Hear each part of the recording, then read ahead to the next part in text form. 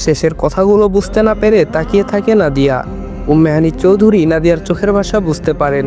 বেডে নাদিয়ার পাশে বসে বলেন, তুমি এখন আমার উদয়ের বউ, একদিন না একদিন ওর অতীত সম্পর্কে জানতে পারবেই। তাই আজকেই বলছি, তোমার সাথে উদয়ের এমন অদ্ভুত আচরণ আমাদের কাছে অপ্রত্যাশিত নয়। আমরা ভেবেছিলাম এরকম কিছুই হবে, তবে উদয় এতটা হাইপার হবে বুঝতে পারিনি। উদয়ের এখন বর্তমান বয়স 28 বছর। ওর পড়াশোনা বাইরের দেশে কমপ্লিট করেছে 2 বছর আগে। পড়াশোনা শেষ করে দেশে ফিরে বিজনেস জয়েন করেছিল। বিদেশে থাকা অবস্থায় ওর একটা মেয়ের সাথে প্রেমের সম্পর্ক গড়ে ওঠে। মেয়েটাও বাঙালি, ঢাকাতেই ওদের বাড়ি। উদয় আমাদের সকলের সাথে আগেই যারার পরিচয় করিয়েছিল।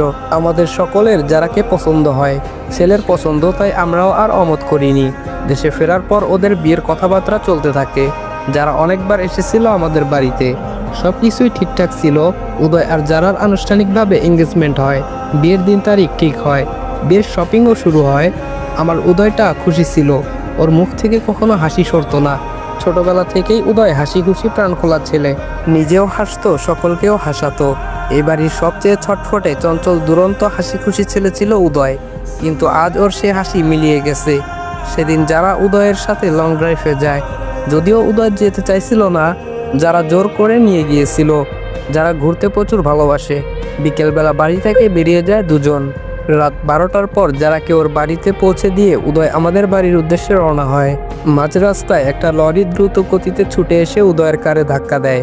দুটো প্রাইভেট কার আর লরির অ্যাক্সিডেন্ট হয়েছিল সে রাতে। আমার উদয় প্রাণে বেঁচে গেলেও অন্য কারের কপল স্পটেই মারা যায়। উদয়ের অবস্থা না বাঁচার মতোই ছিল। ডক্টর প্রায় আশাই ছেড়ে দিয়েছিলেন। উদয়ের ডান পায়ের হাড় 3 জায়গায় ভেঙে গিয়েছিল, ডান হাতের হাড় 2 জায়গায়, বাম পা হাঁটুর নিচে ভেঙে গিয়েছিল, ডান সাইডের পাঁজরের 2টো হাড় ভেঙে গিয়েছিল। শুধু বাম হাতটা ভালো ছিল। মাথায় বা মস্তিষ্কে আঘাত লাগেনি, যার কারণে বাঁচার বিন্দুমাত্র আশা তখনও ছিল। উন্নত চিকিৎসার জন্য দেশের বাইরে পাঠিয়ে দেওয়া হয়েছিল। সেখানে টানা 1 মাসের চিকিৎসায় উদয় একটু রিকভার হয়। 2 মাসের চিকিৎসায় বেশ সুস্থ হয়ে ওঠে। কিন্তু ডাক্তার সাফ জানিয়ে দিয়েছিল উদয় কোনোদিন স্বাভাবিকভাবে হাঁটতে চলতে পারবে না। খুব বাজেভাবে ওর দেহের ডান পাশের হাড়গুলো ইনজুরি হয়েছে। সারা জীবন স্টিক নিয়ে চলাফেরা করতে হবে। ওই সময় উদয়ের যার সাপোর্ট সবচেয়ে বেশি প্রয়োজন ছিল, সেই সময়টাতে সেই মানুষটাকে ছেড়ে চলে যায় সারা জীবনের জন্য। কারণ উদয় স্বাভাবিক নয়, আর কোনোদিন স্বাভাবিক হবে না। অফিসের সিইও থাকবে না, আর নিজেও সেরকম কিছু করতে পারবে না। ব্যাংক ব্যালেন্স কমে যাবে। এরকম ছেলের সাথে যারা কিছুতেই থাকবে না। যারা উদয়কে ভালোবেসেছিল ওর হ্যান্ডসামনেস দেখে, ওর ব্রাইট ফিউচার দেখে, তখন তো উদয়ের আর ব্রাইট ফিউচার নেই। যারা ওকে ছেড়ে চলে যাওয়ার পর উদয় স্ট্রোক করে, ওর ডান সাইড প্রায় অচল হয়ে যায়। যারা কিছুদিন পরে ধুমধাম করে অন্য এক ছেলেকে বিয়ে করে। একটু থামেন উম্মেহানি চৌধুরী। চোখের কোণে জমে থাকা পানি মুছে নেয় হাত দিয়ে।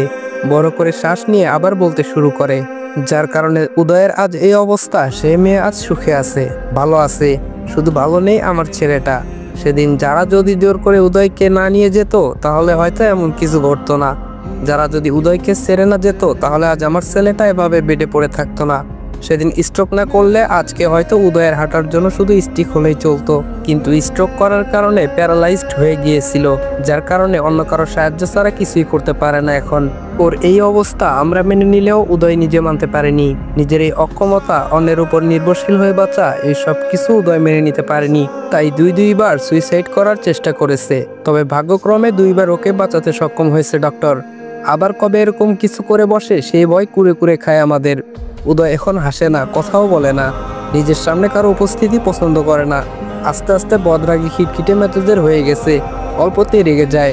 ওর সাথে কথা বলার জন্য, কষ্ট কমানোর জন্য একজন সঙ্গীর প্রয়োজন ছিল, যেটা আমাদের কাউকে দিয়ে হবে না। তাই আমরা ওকে বিয়ে করানোর কথা বলি। বিয়ের কথা শুনতেই গর্জন করে উঠেছিল, বিয়ে করবে না।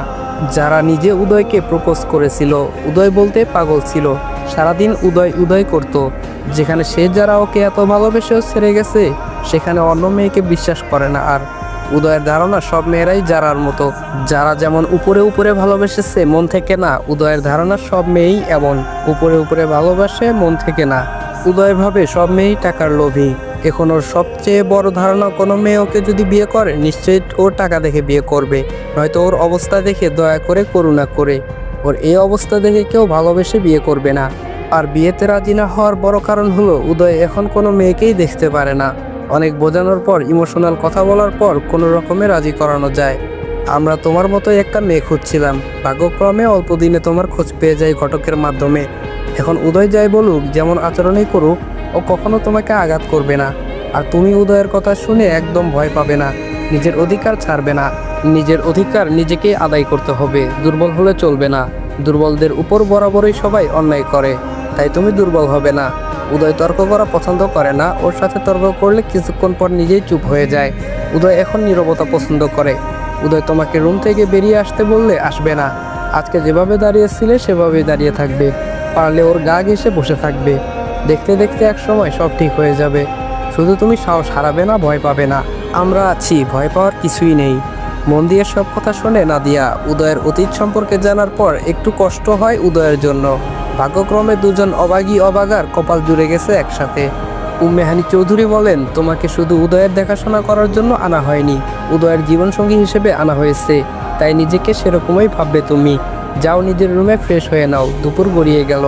নাদিয়া মিনমিন করে বলে, ওই বাথরুমের কোনো কিছু ব্যবহার করতে জানি না আমি। উম্মেহানি চৌধুরী বলেন, ও আসো, আমি তোমাকে শিখিয়ে দিচ্ছি কোনটা কিভাবে ব্যবহার করতে হয়।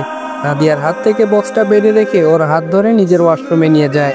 বাড়ির সবগুলো ওয়াশরুম একই রকম, তাই এখানে দেখালেই হবে। নাদিয়া মাথা নাড়ায়। উম্মেহানি চৌধুরী একটা একটা করে সবগুলো ব্যবহার শিখিয়ে দেয়। তারপর নাদিয়াকে বলে নিজে নিজে অন অফ করতে। নাদিয়া তাই করে, সব ঠিকঠাকভাবেই করতে পারে। উম্মেহানি চৌধুরী মুস্কি হাসেন। বাহ, প্রথমবারই বুঝতে পেরে গেছো। নাদিয়া উদয়ের রুমে আসে, যেটা এখন ওরও রুম।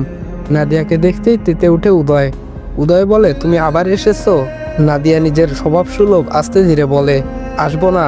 উদয় বলে, না আসবে না। নাদিয়া বলে, তাহলে কোথায় থাকবো? উদয় বলে, যেখানে খুশি সেখানে। নাদিয়া বলে, আমার খুশি আমি এখানেই থাকবো। উদয় কটমট করে তাকায়, দাঁতে দাঁত চেপে বলে, বের হও আমার রুম থেকে। নাদিয়া বলে, এটা তো আমারও রুম। উদয় বলে, কে বলেছে তোমাকে? নাদিয়া বলে, সবাই। উদয় বলে, বের হবে কিনা? নাদিয়া বলে, না। উদয় বলে, কেন হবে না? অন্য রুমে যাও। নাদিয়া বলে, কেন হব? আমি তো অন্যজনের সাথে আসিনি এখানে, অন্য কারোর জন্যও না। আপনি আমার হাত ধরে নিয়ে এসেছেন, আপনার জন্য এসেছি। উদয় ধমক দিয়ে বলে, আমি তোমার হাত ধরে নিয়ে, বলতেই থেমে যায়। আসলেই তো, ওই তো হাত ধরে নিয়ে এসেছে নিজের সাথে। তবুও বলে, বের হবে কিনা? নাদিয়া বলে, হব না। উদয় বলে, ঘাড় ধরে বের করতে হবে নাকি? নাদিয়া বলে, করুন। উদয় নিজের দিকে তাকায়, ওর জীবনেও মুরদ হবে না এক নাদিয়াকে ঘাড় ধরে বের করে দেওয়ার। উদয় মনে মনে বলে, ওরে শয়তান মেয়ে, আমি বের করতে পারবো না বলে মজা লাগছে। শুধু যদি হাঁটতে পারতাম, তুলে নিয়ে বাইরে ফেলে দিয়ে আসতাম।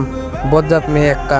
উদয় জানালার দিকে মুখ ঘুরিয়ে বসে রইল, কথা বলতে ইচ্ছে করছে না আর। বজ্জাত মেয়ে একটা। আসতে না আসতেই অধিকার ফলানো শুরু করেছে। নাদিয়া নিজের ড্রেস নিয়ে ওয়াশরুমে প্রবেশ করে। উদয় বেডে বসে থেকে রাগে গজগজ করতে থাকে। কত বড় সাহস, ওর রুমে দাঁড়িয়ে ওর মুখের উপরেই কথা বলল। অভদ্র মেয়ে একটা, স্বামীর মুখের উপর কথা বলে। ওয়াশরুমে এসে নাদিয়া জোরে জোরে শ্বাস নেয়। জীবনের প্রথম এমন কিছু করলো। এর আগে কখনো কোনো মানুষের মুখের উপর এভাবে কথা বলেনি। আজকে শাশুড়ি মায়ের দেওয়া সাহসের কারণে এভাবে কথা বলতে পেরেছে। এটা যদি ওর বাবার বাড়ি হতো তাহলে জীবনেও এই সাহস করতো না। একবার বেরিয়ে যেতে বলার সাথে সাথেই বেরিয়ে যেত। আর এভাবে তর্ক করা তো দূরের কথা, বাবার বাড়ির কারোর সাথে এভাবে তর্ক করলে এতক্ষণে পিঠে আর চামড়া থাকতো না। অনেক বড় সাহসের কাজ করে ফেলেছে। বুকের ভেতর এখনো কেমন শব্দ করছে। উদয় যদি ভালোভাবে নাদিয়ার দিকে খেয়াল করতো তাহলে দেখতে পেত ওর সাথে তর্ক করার সময় নাদিয়ার হাত পা কেমন কাঁপছিল। নাদিয়া শাওয়ার নিয়ে ফ্রেশ হয়ে বেরিয়ে আসে। উদয় তখন বেডে পা ঝুলিয়ে বসে আছে। নাদিয়ার দিকে তাকায় না, তাকাবে না এই বজ্জাত মেয়ের দিকে। নাদিয়া হাতে থাকা স্বর্ণের জুয়েলারিগুলো ড্রেসিং টেবিলের উপর রাখে। ওয়াশরুমে যাওয়ার সময় তাড়াহুড়োর কারণে খুলতে ভুলে গিয়েছিল। ভেজা ব্লাউজ পেটিকোট বেলকনিতে মেলে দিতে চলে যায়। উদয় নিজের হাত পায়ের দিকে তাকায়, নাড়াচাড়া করে। বাম হাতটা সম্পূর্ণ ঠিক আছে, কোনো সমস্যা নেই, কিন্তু বাকি 3 হাত পায়ে সমস্যা। ডান পাটা পায়ে পুরোপুরি অবশ। একটু নাড়াচাড়া করতে পারলেও পায়ের শক্তি প্রয়োগ করে দাঁড়াতে পারে না। বাম পাটা আগের চেয়ে অনেকটা রিকভার হয়েছে, তবে 2 পায়ের সাপোর্ট ছাড়া দাঁড়াতে পারে না। ডান হাতটা উঁচু করে, হাতটা নাড়াচাড়া করতে পারলেও হাতের আঙ্গুলগুলো কাজ করে না, কেমন কুঁকড়ে থাকে। কিছু করতে গেলে বা ধরতে গেলে আর পারে না। সব শক্তি প্রয়োগ করেও ডান হাত দিয়ে একটা চামচ ধরতে পারে না। হাত নড়াচড়া করলেও আঙ্গুলগুলো নাড়াতে পারে না। মাঝে মধ্যে ইচ্ছে করে ডান হাত পা কেটে ফেলতে। এমন অক্ষম হাত পা বয়ে বেড়ানোর কোনো মানে হয় না। যে হাতে খাবার খেতে পারবে না, যে পায়ে ভর করে দাঁড়াতে পারবে না, সে হাত পা রেখে লাভ কি? এগুলো কেটে ফেলাই উচিত, তবে পারে না। অন্তত খাবারটা নিজের হাতে খেতে পারলেও হতো, সেটাও পারে না। বাম হাত দিয়ে খাওয়ার রুচি আসে না, ঘৃণা লাগে। বাম হাতে খেতে গেলেই পেট মুচড়ে আসে। উদয় বুঝতে পারে না এত ঘৃণা লাগার কি আছে, হাতটা তো ওর নিজেরই, তবুও খাওয়ায় তৃপ্তি আসে না। আগে মা ভাইয়ের সাথে জেদ দেখিয়ে অনেকবার চামচের সাহায্যে খাবার খেয়েছে, তবে খাবার খাওয়ার পর তৃপ্তি হয়নি। ভাত তরকারি ঠিকভাবে মিশত না চামচের সাহায্যে, আর হাত দিয়ে মাখিয়ে খাওয়ার রুচিও হয় না। শুকনো খাবার বাম হাত দিয়ে খেলেও ভাতটা খেতে পারে না। ভাত বাদে বাকি সব কিছু বাম হাতে খেতে পারে, একটুও সমস্যা হয় না। উদয় বুঝতে পারে না বাম হাতে ভাত খাওয়া নিয়ে ওর এত ঘৃণা কাজ করে কেন, শুধু ঝামেলা আর ঝামেলা।